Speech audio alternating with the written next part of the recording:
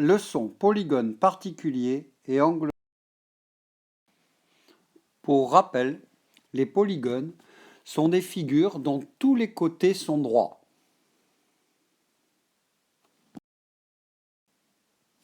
Les figures jaunes ont tous leurs côtés droits.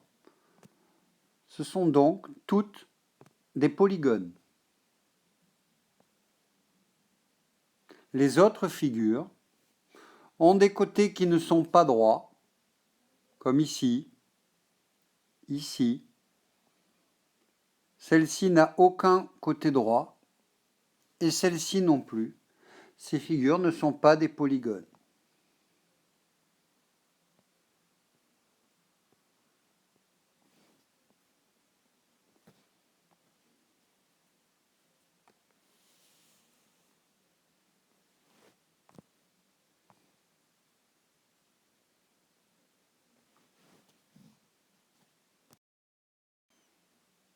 Certains polygones, comme les carrés et les rectangles, ont la propriété d'avoir 4 angles droits à leurs 4 sommets.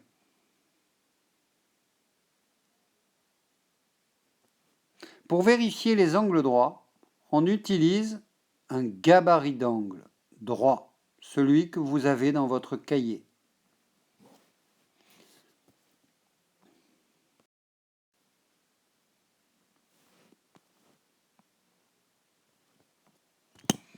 Le gabarit permet par superposition de repérer les angles droits d'une figure. Voici un angle droit. En le tournant, on peut vérifier le deuxième angle droit. Tous les angles du rectangle sont des angles droits. Ils se superposent parfaitement avec le gabarit. C'est ton outil en CE1 pour repérer les angles droits. Plus tard, quand tu seras plus grand, tu utiliseras un outil qui s'appelle une équerre. L'angle droit de l'équerre se trouve toujours ici. On peut l'utiliser pour vérifier les angles droits de la figure. Quand tu repères un angle droit, tu dois toujours le marquer avec un petit carré rouge.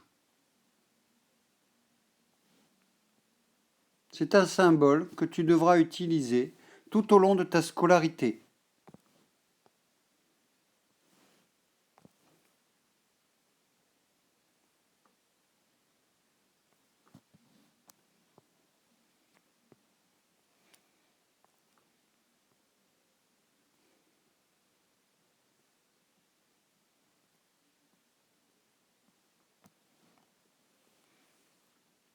Maintenant que tu sais reconnaître un angle droit en utilisant soit ton outil CapMath, soit une équerre que tu peux avoir à la maison ou en classe, on va observer deux sortes de polygones. Première sorte, les triangles. Les triangles sont des polygones que l'on reconnaît car ils ont 3 côtés. 1, 2, 3. 1, 2, 3. 1, 2, 3. 1, 2, 3. 1, 2, 3. Et comme ils ont 3 côtés, ils ont également 3 sommets. 1, 2, 3. Le sommet, c'est le point où se rejoignent 2 côtés.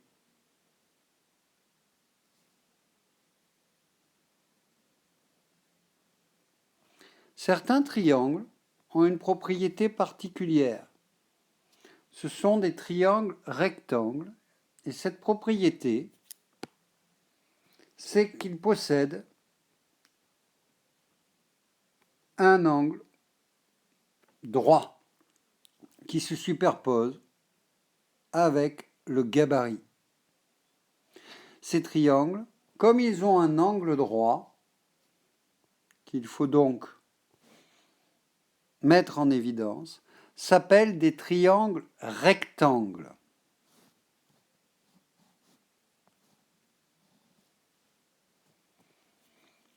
Tu les reconnaîtras toujours en utilisant ton gabarit ou ton équerre.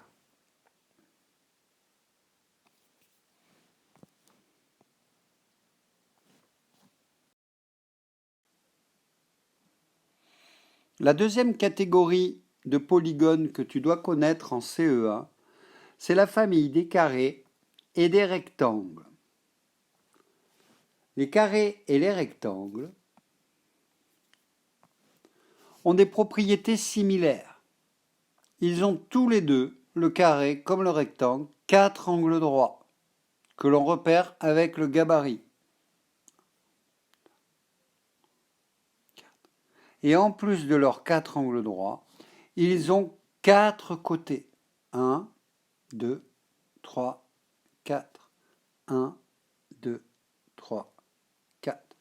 On peut mettre en évidence les angles droits. C'est une habitude qu'il faut prendre. Même si ici on les voit déjà, on les rajoute. Toujours. Ça sera votre travail d'élève. À chaque fois que vous rencontrez des angles droits, vous devrez faire systématiquement ces petits symboles. La différence entre ces deux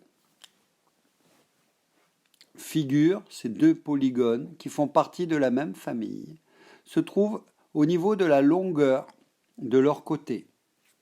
On a déjà vu qu'un carré se reconnaît à ses 4 côtés qui sont de même longueur. Et là aussi, tu dois te souvenir qu'il existe un symbole pour désigner des côtés de même longueur. Ces 4 petits tirets bleus nous indiquent que les 4 côtés sont de même longueur. C'est la deuxième propriété du carré. 4 angles droits. 4 côtés de même longueur. Le rectangle, lui aussi, a des côtés de même longueur. Ici, les 2 côtés verts sont de même longueur. Ce sont les 2 plus petits.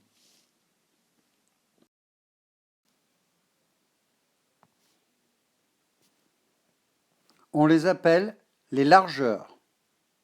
Les 2 côtés qui sont les plus longs, mais qui ont tous les deux la même longueur, se nommeront les longueurs du rectangle. Donc, le rectangle est caractérisé par ces 4 angles droits et ces 2 largeurs de même longueur et ces 2 longueurs de taille également identiques. On les appelle les côtés opposés, ceux qui sont face à face. Les 2 largeurs sont les petits côtés opposés, les 2 longueurs sont les grands côtés opposés ou face à face. Voilà ce que tu dois connaître.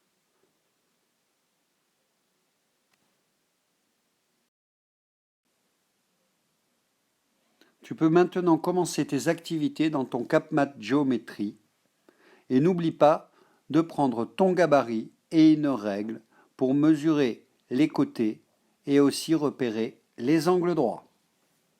À toi de jouer.